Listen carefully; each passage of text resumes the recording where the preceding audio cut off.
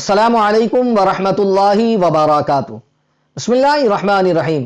اللہم لک الحمد یا اللہ والصلاة والسلام علیکہ یا رسول اللہ صلی اللہ تعالی علیہ وسلم۔ ناظرین محترم، حضرت آدم علیہ نبینا علیہ السلام کی نماز جنازہ کس نے پڑھائی؟ اس میں کتنی تکبیریں پڑھی گئی؟ آپ کو دفن کہاں کیا گیا؟ آپ کی قبر شریف کہاں ہے؟ آئیے آج اسی کو آپ سماعت کر لیں اور اپنی معلومات میں اضافہ بھی کریں۔ آئیے اس حوالے سے کچھ عرض کروں، اس سے پہلے گزارش کروں گا کہ اگر ابھی تک آپ نے ہمارے چینل کو سبسکرائب نہیں کیا تو آپ ابھی ہمارے چینل کو سبسکرائب کر دیں، بیل بٹن دبانا نہ بھولیں تاکہ ہماری آنے والی ہر نئی اسلامی اور روحانی ویڈیو کی نوٹیفیکیشن سب سے پہلے آپ تک پہنچے۔ آئی بٹن پر بھی کلک کر دیں تاکہ اس حوالے سے اس سے پہلے جو باتیں بیان کی گئی ہے آپ اسے بھی سماعت کریں اور اپنی معلومات میں اضافہ کریں۔ تو ناظرین محترم، حضرت آدم علیہ نبینا علیہ السلام کی نماز جنازہ کس نے پڑھائی؟ امامت کس نے کی؟ تکبیریں کتنی تھی؟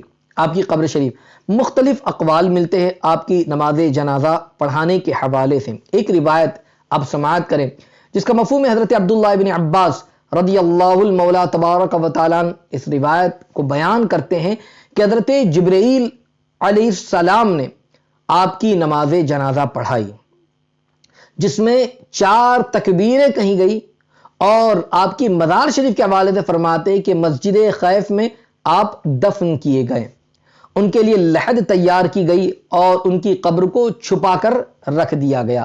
ایک روایت تو آپ نے یہ سماعت کی۔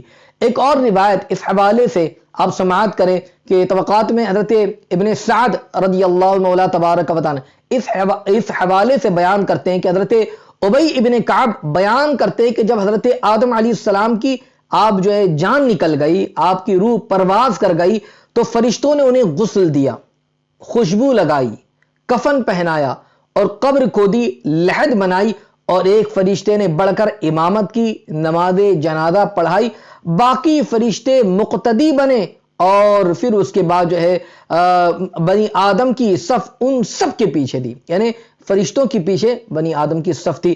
تو اس سے اس بات کا اندازہ لگایا جا سکتا ہے کہ فرشتوں نے یہ سارا کام کیا، اور اسی کے ساتھ ساتھ میں حضرت آدم علیہ الصلاۃ والتسلیم کی نماز جنازہ ایک فرشتے نے پڑھائی۔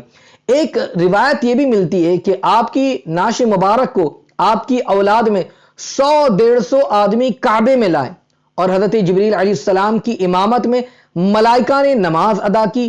نماز میں پڑھی جانے والی تکبیروں کی تعداد 4 تھی، تفسیر نعیمی کی روایت ہے۔